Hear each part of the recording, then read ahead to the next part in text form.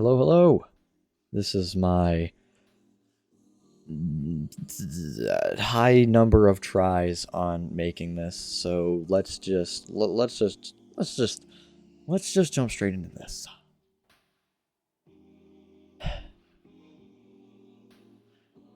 World War II was the largest and deadliest conflict in human history, with between 70 and 85 million people dying. Just for the record, let's Google this. How many people live in the states of NY, PA, OH? 44.5 to 44.8 to 45 million people. And I did 3 states. 3.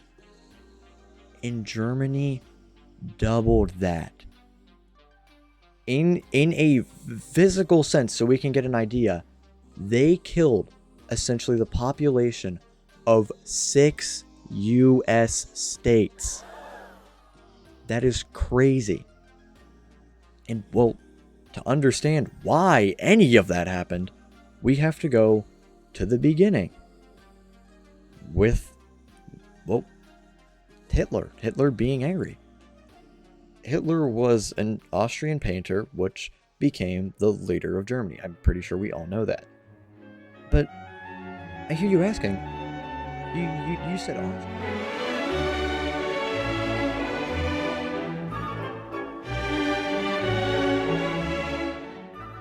An Austrian man gets angry about, well, Germany.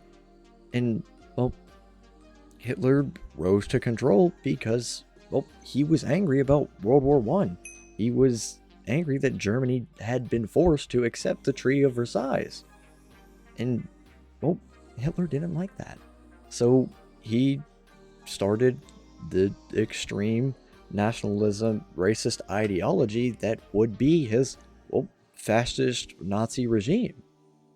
And the central idea of his beliefs was the whole living space thing, and then also he wanted to kill a whole bunch of communists and Jews. And with Hitler being said, that brings us to Mussolini. Mussolini already had an established fascist dictatorship, and he promoted an aggressive nationalism sought to rebuild what he imagined as a new Roman Empire. Meanwhile, Japan military leaders gained dominance over the government, with Japan lacking natural resources such as oil and rubber, and they expanded into China and Southeast Asia. And they needed that to survive and for power. Well, those 3 nations, Germany, Italy, and Japan, formed what we know as now the Axis powers of World War II. And, well, the war officially began in 1939 when Germany invaded Poland using Blitzkrieg, or what is known as the Lightning War. And it was a strategy built on speed and coordination. Between air forces, tanks, and infantry, Polish was overwhelmed within weeks, and, well, Germany essentially mopped the floor with them. There was nothing left of Poland to, well, be Poland anymore. In Britain and France, they decided to say, no, we don't like that. And, well, they declared World War II. And that actually brings us to, well, the next major thing, or I guess things. In 1940, Germany would just go on a tour across Europe. I'm talking like world tour, Nicki Minaj, something like that. And they took just about everything they could. They took Denmark, Norway, Belgium, Netherlands, and even France. And France collapsed in just 6 weeks. 6. That is not a lot of time. 6, 7, but I mean, quite literally, only 6 weeks. That isn't even a quarter of a school year. And with Western Europe being largely under Nazi control, Hitler turned his attention towards Britain. Because if he could get Britain, that would be a huge naval advantage for him. And that became the Battle of Britain. And it was one of the first major air campaign in history.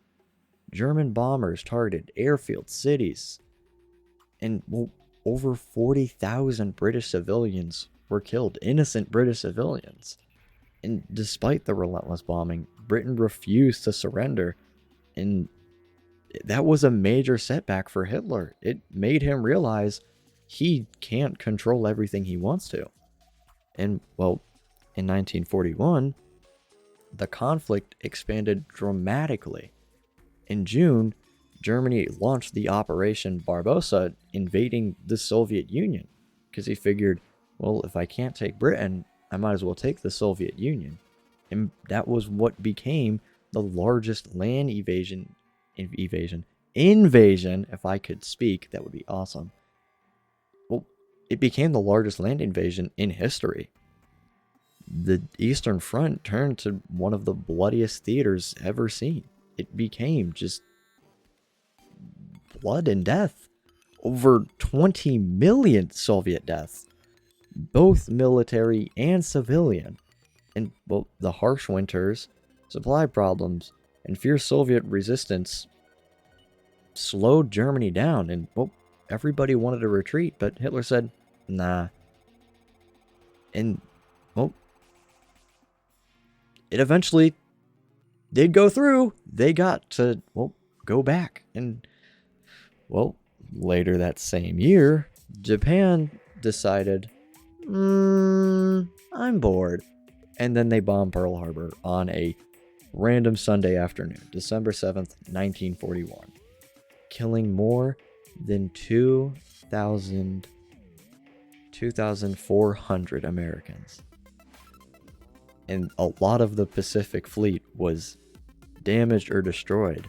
The next day, the United States declared war on Japan. Franklin D. Roosevelt spat his bars on the mic and said, if we let you get away with this, you're going to think we can do that. So, nah. And with that, Germany and Italy declared war on the United States too. And that's what began the full global war, the full, I guess, world war. And as fighting spread across continents, Nazi Germany was also committing one of the worst, most horrific crimes in human history, the Holocaust, which, beginning with discrimination and anti-Jewish laws, the Nazi regime escalated to forced relocation into ghettos and ultimately to systematic mass murder in about 6 million with an M. 6 million Jewish people were killed. Millions of others too. And that's not just like Jews. Disabled people, Polish civilians, Soviets of war, just to name a few, were also murdered. In total, around 11 million civilians were killed in this genocide. And the Holocaust remains one of the most clear examples of mass murder in history. But then, by 1942 and 1943, the tide of the war began to shift. And the Battle of Stalingrad, something like that. That battle became the turning point on the Eastern Front. It became one of the deadliest battles ever fought, estimated to 1.7 to 2 million casualties. Germany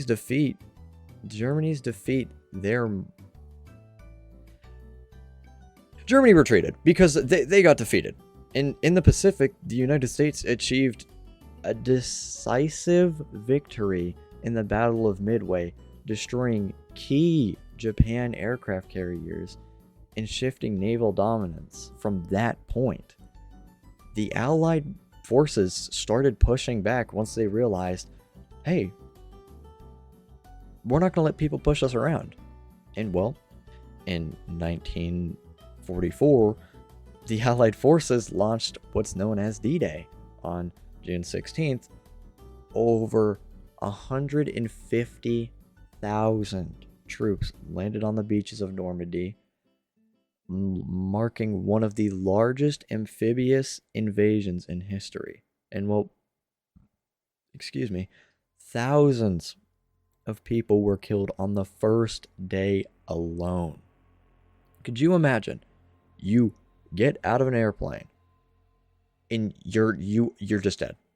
You 2 feet in the water, not even a step forward, and you're dead. That is what some people had happen to them. And the invasion opened a Western front. And the liberation of Nazi-occupied territories began to happen. Paris was freed by August, and Germany was now fighting a losing battle, both from the east and west. So, by early 1945, Soviets had pushed into Berlin, and as defeat became inevitable, Hitler killed himself inside of his underground bunker, and Germany officially surrendered on May 7th, marking Victory Day in Europe, or what's called V-Day. Or is it VE Day? It's one of those two. I haven't marked down as V-Day, though. And around the same time, Mussolini was captured by Italian resistance fighters while attempting to flee, and, well, he had a lot worse of a death than Hitler. He was tortured and executed. But in the Pacific, however, stuff continued until August 1945. Mind you, Germany surrendered May 7th. There's a decent time in there. And, well, the United States dropped the atomic bomb, or what's also known as the A-bomb, on Hiroshima and Nagasaki. In Hiroshima, approximately 70 to 80,000 people died immediately. And I know this is going to be off topic, but if you've ever seen the movie The Thunderbolts, new Marvel movie, the Void, his power, he just turns you into a shadow. But that shadow represents what happened. I mean, I'll put a picture up, but that represents what happened in Hiroshima and Nagasaki. That's like, I'm pretty sure you can still go to Japan and you can still see people's shadows from when the bombs dropped. I mean, that is horrifying that your shadow is still there. And with total deaths reaching around 140,000 by the end of the year due to injuries and radiation, in Nagasaki, between 40,000 and 75,000 people died initially, with the total deaths rising to roughly 70 to 80,000 like Hiroshima. And, well, on the 2nd of September 1945, Japan surrendered, marking what would now be the end of World War II. And by the time that the fighting had stopped, it was estimated that 70 to 85 million people had died, and around 50 to 55 million were civilians. That is crazy. And with that, the two superpowers emerged, the United States and the Soviet Union. But that is a video for another day. I dragged this on for a decent amount of time. So, yeah, I hope you guys like this. And for whenever I watch this in class with my fellow peers, I hope you enjoyed it. Because anything's better than watching a stretched out 45-minute video that you learn 2 things from when I can sum it down into 15 minutes. So, have fun in class, guys. Oh, fuck. Fuck, hold on, pause.